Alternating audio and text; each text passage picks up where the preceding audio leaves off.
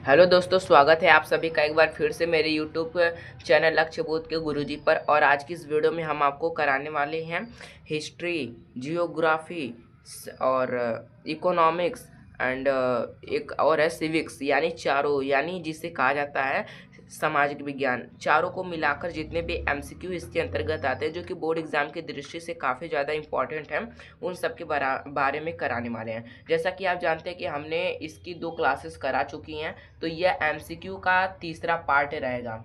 यानी यह एमसीक्यू का तीसरा पार्ट रहेगा। इसमें आपको अलग अलग प्रकार के प्रश्न देखने को मिलेंगे, चूँकि वह इतना बड़ा अध्याय है। यह अध्याय छोड़िए, वह इतना बड़ा जैसे उसका सिलेबस है, लगभग उसमें 22 अध्याय हैं, तो वहाँ से प्रश्न बनने के बहुत ज़्यादा चांस रहेंगे। इसलिए आपको इसके ज़्यादा एमसीक्यू पर फोकस करना पड़ेगा। एमसीक्यू किसी भी चैप्टर से आ सकता है, 22 चैप्टर से आ सकता है, इसलिए आपको इसके एक एक पॉइंट्स पर ध्यान देना है। अगर आप सोशल साइंस में काफ़ी ज़्यादा अच्छा स्कोर करना चाहते हैं, तो आपको अभी से लग कर मेहनत करनी पड़ेगी। तो आज की इस वीडियो को अंत तक देखिएगा, जिससे आपको बोर्ड एग्जाम में काफ़ी ज़्यादा बेनिफिट्स होगी। तो चलिए बिना किसी देर के वीडियो की शुरुआत करते हैं। लेकिन उससे पहले अगर आप हमारे चैनल पर नए हैं तो वीडियो को लाइक कर दीजिएगा और चैनल को सब्सक्राइब करना मत भूलिएगा।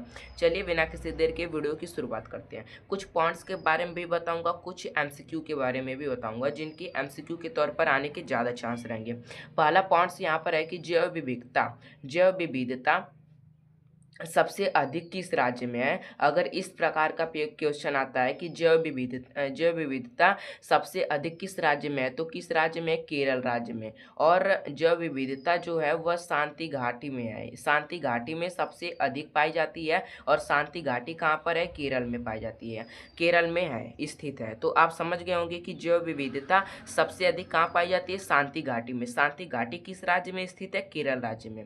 अब अगला क्वेश्चन यहाँ पर है कि प्रथम विश्व युद्ध कब हुआ था। प्रथम विश्व युद्ध 1914 से 1918 तक हुआ था।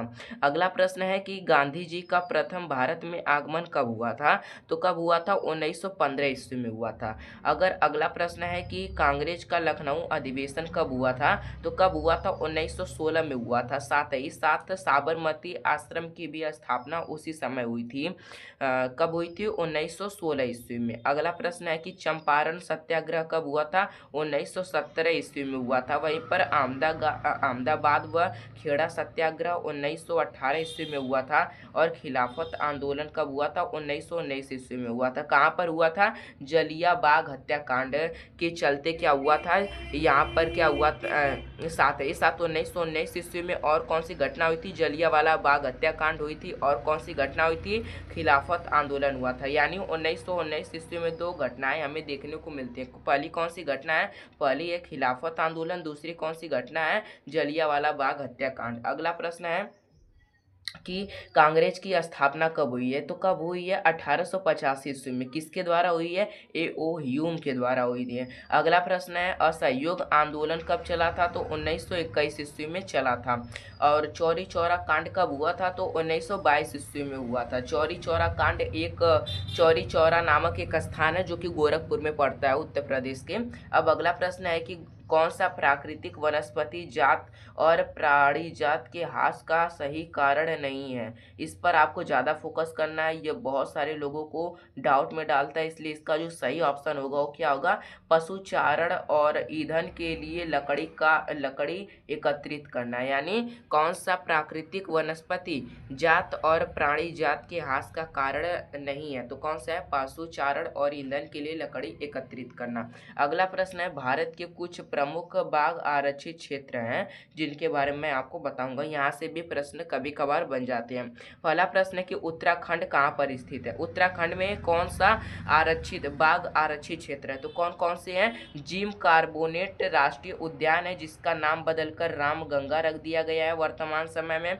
साथ ही साथ यहाँ पर आपको राजा जी बाघ आरक्षित क्षेत्र भी देखने को मिलेगा। अगला प्रश्न है कि पश्चिम बंगाल में कौन सा है, तो कौन सा है? सुंदरवन राष्ट्रीय वन है, सुंदरवन राष्ट्रीय वन है। अगला प्रश्न है मध्य प्रदेश में कौन है, तो कौन है? कान्हा राष्ट्रीय उद्यान है। अगला है राजस्थान में कौन सा है, तो कौन सा है, सरिस्का राष्ट्रीय उद्यान है। असम में कौन सा है, मानस व काजीरंगा। यानी काजीरंगा किसके लिए प्रसिद्ध है, एक सींग वाले गैंडे के लिए प्रसिद्ध है। इस पर आपको पॉइंट्स बनाकर ध्यान देना है। असम में दो पाए जाते हैं, कौन कौन सा, एक है मानस और एक है काजीरंगा। अगला प्रश्न है कि केरल में कौन सा स्थित है, पेरियार बाग आरक्षित पेरियार बाग राष्ट्रीय उद्यान है। केरल में कौन सा स्थित है, पेरियार बाग राष्ट्रीय उद्यान स्थित है। यानी आपको जितने महत्वपूर्ण बाघ आरक्षित क्षेत्र थे उनके बारे में बता दिया। आपको अगर बाघ आरक्षित क्षेत्र से क्वेश्चन आएगा तो इससे बाहर आपको नहीं देखने को मिलेगा। अगला प्रश्न है कि किस राज्य में आम व इमली की पूजा की जाती है, तो किस राज्य में की जाती है, उड़ीसा और बिहार में। बहुत सारे लोग यहाँ पर लगा देते हैं बिहार और उत्तर प्रदेश में, लेकिन वो गलत रहेगा और उड़ीसा और बिहार क्या हो जाएगा, बिल्कुल करेक्ट हो जाएगा। अगला प्रश्न है कि पेड़ों के झुरमुट के संबंध में कौन सा कथन जो है वह निम्न कथनों में से भिन्न है। यानी यह एक सरकारी योजना का एक अंग है, यह सरकारी योजना का एक अंग है, यह क्या है, सबसे भिन्न है। क्योंकि पेड़ों के झुरमुट का जो संबंध है ना वह देवी देवताओं के पेड़ों से है, ना कि सरकारी योजना का एक अंग। यह प्रकार का, इस प्रकार का ऑप्शन आपको दिखेगा तो वह सबसे भिन्न ऑप्शन होगा।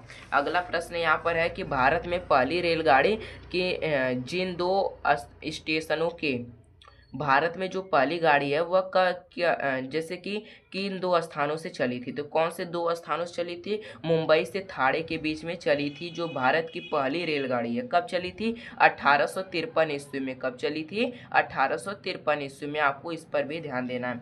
अगला क्वेश्चन है कि बेल्जियम की राजधानी क्या है, ब्रुसेल्स है। जर्मनी की तिरंगे का रंग क्या होता है, जर्मनी के ध्वज का रंग क्या होता है, तिरंगा मैंने गलत वर्ड यूज कर दिया, सॉरी। जर्मनी के ध्वज का रंग क्या होता है। अगर इस प्रकार का क्वेश्चन आता है तो कौन कौन सा रहता है, लाल रहता है, काला रहता है, सुनहरा रहता है। यानी जर्मनी के ध्वज के 3 रंग होते हैं, लाल, काला, सुनहरा। अगला प्रश्न है कि खिलाफत आंदोलन को महात्मा गांधी ने नहीं चलाया था। यह पॉइंट्स है, इस पर आपको फोकस करना है। कभी कभार क्वेश्चन बन जाते हैं कारण और अभिकथन में कि खिलाफत आंदोलन को कौन चलाया था, महात्मा गांधी ने नहीं चलाया था बल्कि इसे मुसलमानों ने चलाया था। अब अगला प्रश्न है कि 1929 ईस्वी की महामंदी का प्रमुख कारण क्या था, तो क्या कारण था, कृषि क्षेत्र में अति उत्पादन था। और यह कब चली थी, 1930 के दशक में चली थी। अगर वर्ष की बात करता है तो 1929 ईस्वी में, अगर दशक की बात करता है तो 1930 हमारा क्या हो जाएगा, सही ऑप्शन हो जाएगा। और यह महामंदी कहाँ पर चली थी, संयुक्त राष्ट्र अमेरिका में नहीं चली थी, बल्कि इस महामंदी का सबसे बुरा प्रभाव जो है ना वो संयुक्त राष्ट्र अमेरिका पर ही पड़ा था। किस पर पड़ा था, संयुक्त राष्ट्र अमेरिका पर पड़ा था। और 1929 की महामंदी का सबसे प्रमुख कारण कृषि क्षेत्र में अति उत्पादन था। अगला प्रश्न है 1944 में अंतर्राष्ट्रीय मुद्रा कोष, जिसे IMF शॉर्ट में कहते हैं, इसका फुल नेम होगा इंटरनेशनल मॉनेटरी फंड, की स्थापना कहाँ की गई थी, तो कहाँ पर की गई थी, संयुक्त राज्य अमेरिका में। कहाँ पर कहाँ पर किया गया था, ब्रिटेन वुड्स नामक स्थान पर। ब्रिटेन से बहुत लोग सोच लेते हैं ब्रिटेन में की गई थी, लेकिन वह गलत है। जो ब्रिटेन वुड्स नामक संस्था है वह कहाँ पर है, संयुक्त राष्ट्र अमेरिका में स्थित है। और अंतर्राष्ट्रीय मुद्रा कोष की स्थापना कब की गई थी, 1944 ईस्वी में की गई थी। अगला प्रश्न है लोकतंत्र है संबंधित, लोकतंत्र किससे संबंधित है, पारदर्शी शासन से, वैध शासन से और उत्तरदायी शासन से। यानी तीनों प्रकार के शासनों से क्या है, यह संबंधित है। अगर आपको ऑप्शन में दिखता है ये तीनों ऑप्शन तो सही, सभी के सभी क्या रहेंगे, सही रहेंगे। अगला प्रश्न है कौन सा संघीय राज्य नहीं है। संघीय राज्य का मतलब है कि केंद्र शासित प्रदेश नहीं है। संघीय राज्य का मतलब है कि यहाँ पर जैसे कि जो केंद्र शासित प्रदेश नहीं होते हैं उनका बात कर रहा है। तो कौन सा है, दिल्ली क्या है, जो कि एक केंद्र शासित प्रदेश है। अगला प्रश्न है बेल्जियम मॉडल का मुख्य महत्व क्या था, तो क्या था, संप्रदायों को समान अधिकार देना। अगला प्रश्न है कि कौन से उद्योग में कच्चे माल के रूप में बॉक्साइट का उपयोग किया जाता है, तो कौन से उद्योग में, एल्युमिनियम में किया जाता है। एल्युमिनियम का जो अयस्क होता है वो क्या होता है, बॉक्साइड होता होता है, तो इससे आप आसानी तरह से याद कर सकते हैं। अगला प्रश्न है सेवा क्षेत्रक किसे कहा जाता है, तो तृतीय क्षेत्रक को क्या कहा जाता है, सेवा क्षेत्रक कहा जाता है। अगला प्रश्न है प्राथमिक क्षेत्रक को क्या कहा जाता है, कृषि क्षेत्रक कहा जाता है। द्वितीय क्षेत्रक को क्या कहा जाता है, औद्योगिक क्षेत्रक कहा जाता है। और चतुर्थ क्षेत्रक को क्या कहा जाता है, तकनीकीकरण क्षेत्रक कहा जाता है। अगला प्रश्न है मुंबई हाई प्रसिद्ध किसके लिए है, तो किसके लिए, तेल शोधन कारखानों के लिए। तो किसके लिए, तेल शोधन के कारखानों के लिए क्या है, मुंबई हाई प्रसिद्ध है। अगला प्रश्न है वस्तुओं और सेवाओं के बदले में लोगों द्वारा सामान्य रूप से स्वीकार वस्तु को क्या कहा जाता है, क्या कहा जाता है, मुद्रा कहा जाता है। आय नहीं आप लिखेंगे, मुद्रा कहेंगे तभी आपका सही माना जाएगा, और आय दूसरे प्रश्न के लिए सही होगा, जिसे हम अगली क्लास में डिस्कस करके बताएंगे। तो दोस्तों आपको ये वीडियो कैसी लगी कमेंट करके ज़रूर बताइएगा, और ऐसे मज़ेदार वीडियोज को देखने के लिए हमारे इस चैनल को सब्सक्राइब कर लीजिएगा। मिलते हैं किसी अगली वीडियो में नए टॉपिक के साथ, तब तक के लिए जय हिंद जय भारत।